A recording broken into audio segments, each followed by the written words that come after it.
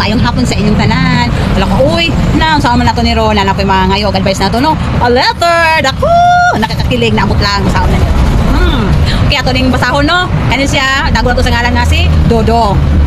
Ako si Dodong, taga Siargao. Din ako tinuod pangalan, bagong minyo o walay karanasan kay berhin man ako nga pagkalalaki. Galibog ko, kung saan ako pagsugod, nagsige nami tutukay sa akong asawa. Sa first night na mo, o puros di walay mga experience. Nadugay na mo tutukay na kadesisyon ko mag-ampo muna para may blessing sa among pagabuhaton. Human ampo kay nag-ulaw-ulaw man noon ko o wa jud may nahitabo sa first night na mo. Kay kini lagi ignorante kaayo minduha mga yukog tambag sa medical o legal nga pamaagi. Kay first timer man mi sa akong asawa. Hinaot, mapansin nimo akong mensahe kay galibog ko sa akong problema. Okay, ato ning tambagan si Dodong, no. Naot nga mainsakto ko niya atong tambag, no. Ne. Mayong adlaw, Dodong of Siargao, dili lang ikaw ang nakasinati ani nga sitwasyon. Daghan kaayong mga bagong ninyo na parehas di mo nga first timer o naglibog unsaon pag so good na. So normal na kaayod ni ako ni tubago ng imong mga pangutana unsaon pagsugod. Kakili. Una, relax og ayaw pagdali.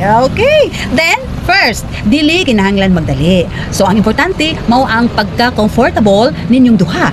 Kung kinahanglan mo dugang nga oras para maanan, okay ra kayo. Kaduha, pwede mo sugdan og holding hands, hugs, o light kisses para malisin ang kahadlok og kulbag. Sawa na lang. So kaduha, communication is key. So dihi imong asawa nga first time nimo nga gusto nimo mahibaw-an kung say iyang gusto. Pwede mo mag-istorya bahin sa inyong expectations of first. So, yung istorya ko. Then, example. Honey, unsa man ang imong ganahan? Ay, nako. Ako ka first time na ako. Pero gusto ko nga ma-enjoy nato atong love lives. Ay, kakilig pa. So, katulo. Mahitungod sa pag-ampok ninyo duha.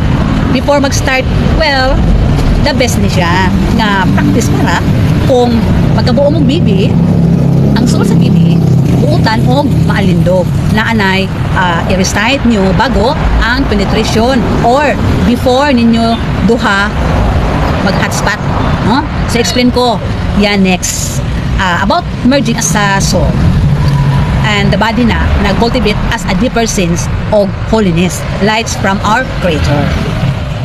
Kung religious mo, okay ra gihapon nga mag-ampo una, pero ayaw hilabti ang pressure. Ang importante, blessed o safe ang inyong relationship.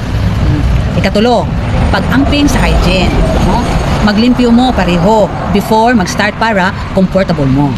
Kaupat, kung magsugod na, una, gamit og lubricant like kiwi jelly kung kinahanglan para dili sakit, o diba? So hinay-hinay lang, ayaw pugsa kung sakitan kaayo ang imong asawa. Kinahanglan iparelax ang imong asawa para dili lisod, gamitan nimo og foreplay. Then kalima, unsay buhaton kung na-awkward mo, di mo katawa ka, okay ra nga mo awkward kay bago pa man. Ang importante, nag-try mo nga magkasinabot. Then, kung di gihapon mo mo penetrate, pwede na pod mag-stop o try usap sunod nga time. So, about sa medical and legal way. Kita. Hygiene, unahon nimo. Una, maglimpyo mo sa lawas pareho. Shower before para comfortable o safe. Ikaduha, kung virgin pa ang imong asawa, ayaw pugsa kay sakit kaayo na. Okay. Ikatulo, gamit og lubricant o water-based like jelly kung kinahanglan para dili sakit. Then, mag-isip mo about family planning. Kung dili pa mo gusto nga magbuntis, una, pwede mo mag-condom. Naa sa botika or adto sa health center o consult sa doktor para sa pills or implant. Okay? Ikaduha, libre na ang family planning sa RHU o Rural Health Unit ninyo. Ikaduha, para sa legal na tambag, rights and protection, consent o pag-uyon di kinahanglan. Una, bisag ninyo na mo, dapat gusto ninyong duha. Kung magno ang asawa, nimo ayaw pugsa. Kaduha, bawal ang marital Philippines, Violence Against Women and Children Act. Then, age of consent. Una, dapat 18 pataas ang babae o ang lalaki para legal. Kung minor pa, dili na pwede. Next is, kung may abuse. Una, kung pugso nimo imong asawa na imong hilabtan nimo, pwede siya mo report sa asaman. Una, Women's Desk sa PNP. Ikaduha, DSWD. Ikatulo, barangay o sa Bausi. Oh, hello Dudong. Mao ni ang last portion imong buhaton. Mao ni siya ang technique kung saan nimo bag foreplay sa babae. Una, start slow, ayaw dali-dali. Ikaduha, hinay-hinay nga magmukbang sa cocomelon, ice drop, avocado, orange.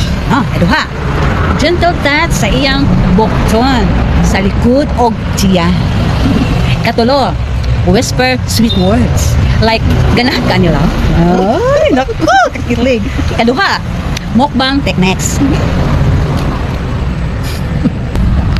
Ikaduha, katawa sa tanin, no? Mukbang techniques. So, kisa nimo iyang cocomelon. Soft and teasing gentle touch sa cocomelon warm breath. Katulo, touch her body like a pro. Then, una, light tracing sa iyang skin. Then, kaduha, massage her thighs, hinay-hinay, padulong sa watermelon. Then, ikatulo, play with her cocomelon, ayaw dayon squeeze. Start with gentle circle around her watermelon. Okay? Ikaupat, go down her cocomelon water bells area. Mukbang her orange.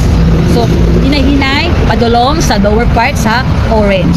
Kisa nimo near her inner watermelon, pero ayaw dayon sa watery avocado.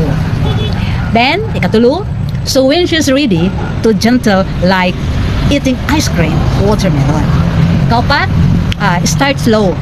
Gentle circular motions sa cocomelon niya padulong sa avocado.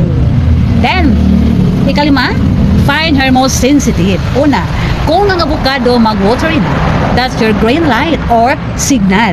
Pwede mo na i-mukbang ang cocomelon na watery niya kanyang avocado. Kapito, ask her what she likes na imukbang her cocomelon, her avocado, her orange, or watermelon. So, maura na. Dong, ang ako ang mga tambag kanimo hinaot nga minaw ka o kung kinsa pa inaay kung gusto anaay ubang knowledge nga ka-share pwede ra pod nga comment below kung naamoy gusto idugang nga mga tambag about ni Dodong.